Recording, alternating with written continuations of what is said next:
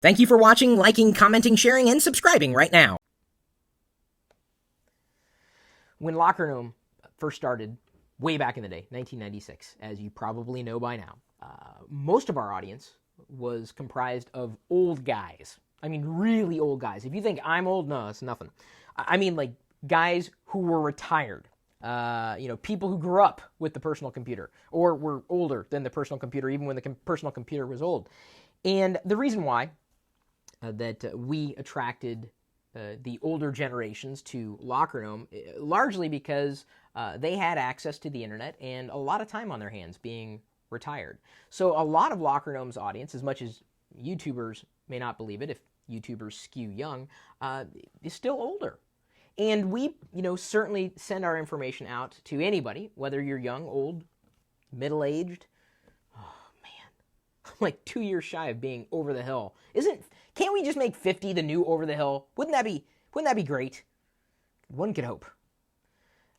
So we still continue to produce content for everybody. And from one perspective, teaching those who are older than us, also known as this particular group of people, likes to be called seniors, and I'm fine with that. My dad is actually a senior, and Sherman creates articles on lockergnome.com that are specifically geared towards seniors. So even if you are a youngin', whippersnapper, you probably know people who are very old or older than you, and you could help them. You really can. And it doesn't take much to help somebody, and especially if you're not thinking of age, even though there are generation gaps, certainly.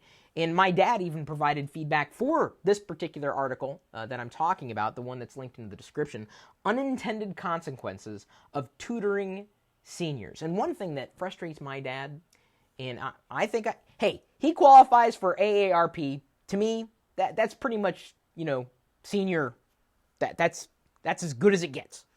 And don't get me wrong, I'm going to be there in a couple of years myself. But he talked about how technology changes so rapidly, and it's difficult for him to keep up with a lot of those changes. I guess I take it for granted. I want technology to evolve and change over time. If you have not, explored that as an option in your life, teaching people who are older than you, you learn to be patient, and you almost relearn how to do something. And it could be something as simple as, unlock this screen. And you could look at this screen and say, well, it says slide to unlock, so I'm just going to slide it to unlock. Someone else might look at the screen and go, slide to unlock.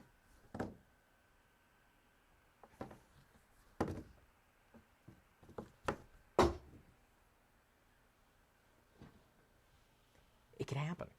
And I'm not being flippant at all. I mean, when we see things as geeks, understand that I would guess that more people would not understand it at the same level. And when you teach someone who's older than you about technology, not only are you opening your heart, not only are you learning patience, and believe me, I still need to learn a lot in the patience department.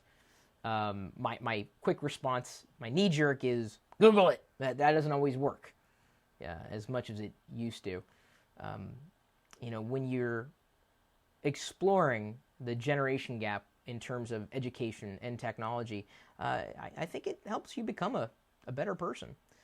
So take a look at the article, and if you know a senior in your life, whether you're related to them or not, feel free to share those tips and tricks that we're creating constantly for you and for them on lockergnome.com.